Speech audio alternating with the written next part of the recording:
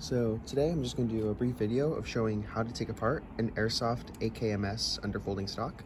So this is the body and stock of an E&L Generation 2 AKMS, but this should apply to pretty much every Airsoft underfolder AK out there.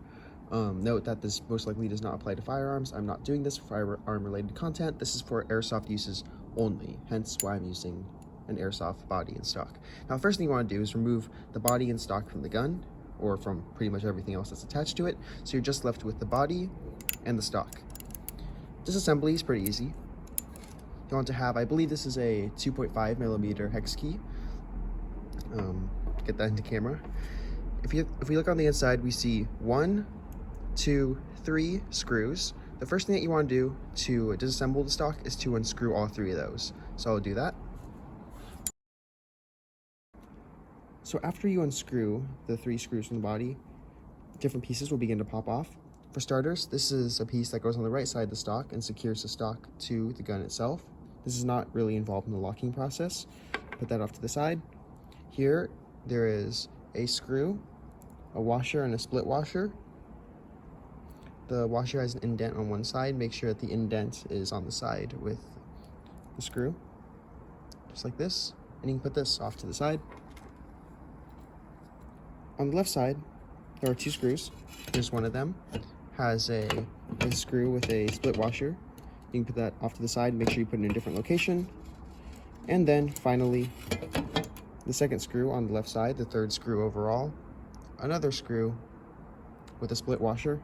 Put that off to the side.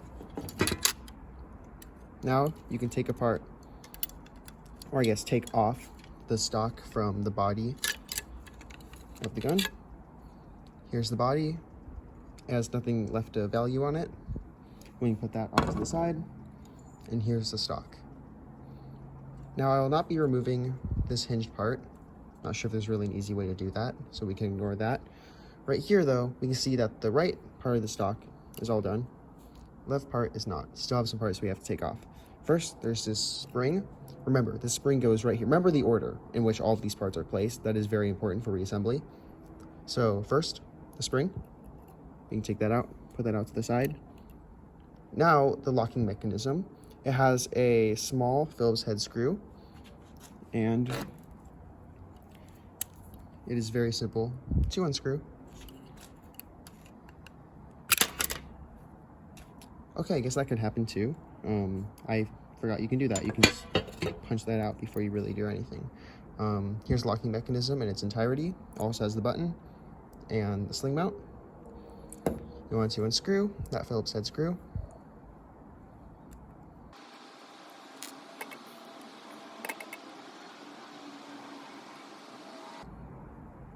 All right, let's take a look at all of these different parts. So first we have the small Phillips head screw. You can put that off to the side. We have the button.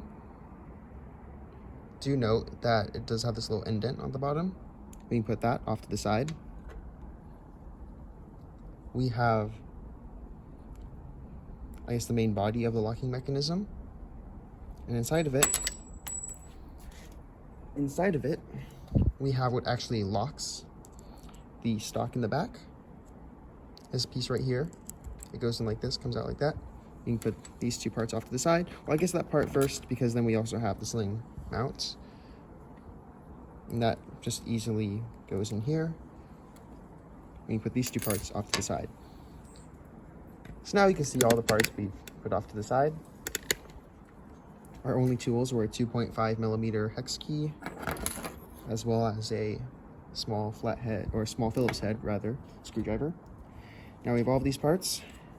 We have the folding stock, which is completely disassembled,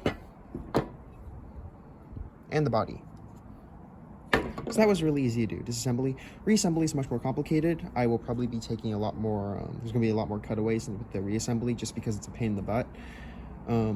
Reassembly, you want to remember how you want to remember the disassembly in order to reassemble. So I guess good thing I was recording.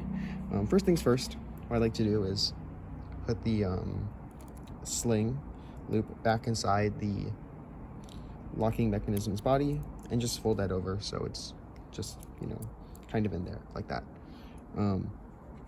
Next, what you want to do is you want to take the actual locking mechanism, this piece right here, and put it into the body of the locking mechanism, just like that. Next, you want to take the button, and you want to make sure, you see this little groove, you want to make sure that it is lined up with this. And you put that in there. There you go. Sorry, this sling loop is kind of tripping me up a bit. I guess it's not necessary to put the sling loop in that early. Next, what you want to do is you want to put the small Phillips head screw into here, and then you just want to screw that back together. There we go. I think that's back together securely enough. Now, I guess what you can do is you can put the spring on, but the spring does like to fall out, so just keep that in mind. Next, what we're going to do is we're going to take the stock.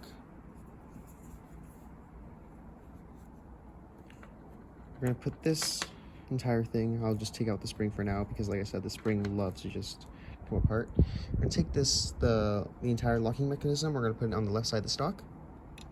Make sure that the grooves in the locking mechanism line up with those in the stock. Just like that. You might have to kind of force it in. When it's all nice and flush, you are ready to begin attaching it back to the body. Now do note, at the body, there's this big round gap here, and this smaller, or I guess this gap that's made out of a bunch of smaller different holes.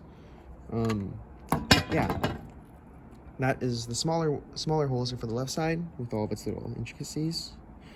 So what you want to do is you want to put the spring back on there, and then kind of just hold this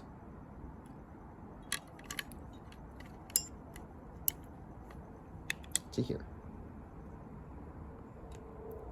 You want to make sure that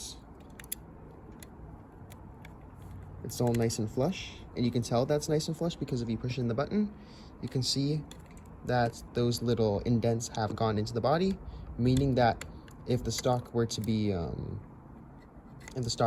fully assembled and used with those indents in there, it would be locked. So here comes the hard part. Holding this down, you have to put in these two screws with their split washers. I will be doing that off camera because it is such a pain to do. After installing these two screws and their split washers, you're ready to begin installing the section for the right side. Do note that installing these two screws isn't too difficult, it just takes a lot of time and patience. The first one can be a little bit tedious, but once you get the first one in, the stock's able to lock in place, and getting the second one in is much less difficult. The reason why the first one's difficult is because there's some play in aligning the left side of the stock with the screw holes, so it's going to take you a little while, but it's not too terribly difficult to do. For the right side, you want to first start with this piece right here. You want to align it with this hole, and you can see that has little indents on it, so you want to make sure it aligns with the indents in the body. So what I like to do is I like to put it in, and you can see here, if my camera will focus on it, that it's not yet lined up with the body. What I like to do is apply some pressure on the stock to adjust its position, and eventually it will align. And hopefully you can see, if I can try to focus it on there, that now it is fully aligned and flushed. Now all you have to do is install these last three pieces. So that is the screw with the split washer, and then the large washer on top of that. All you have to do is screw them in place here, and then you're all set. And just like that, we're completely done reassembling the stock. Now you can see that if we press the button on the left side, the stock will fold in and lock into place. And on the inside, we can see how this locking mechanism works, if my phone will choose to focus on it. And of course, you press the button and release the stock. You can see on the inside again that it has worked. But hopefully this taught you something. Hopefully this is also kind of how LCT or CMAs or other Airsoft AK underfolders work. Hopefully you guys learned something from this. If you do, let me know in the comment section down below. I'd love to know that actually helped some people with this video. And thanks for watching.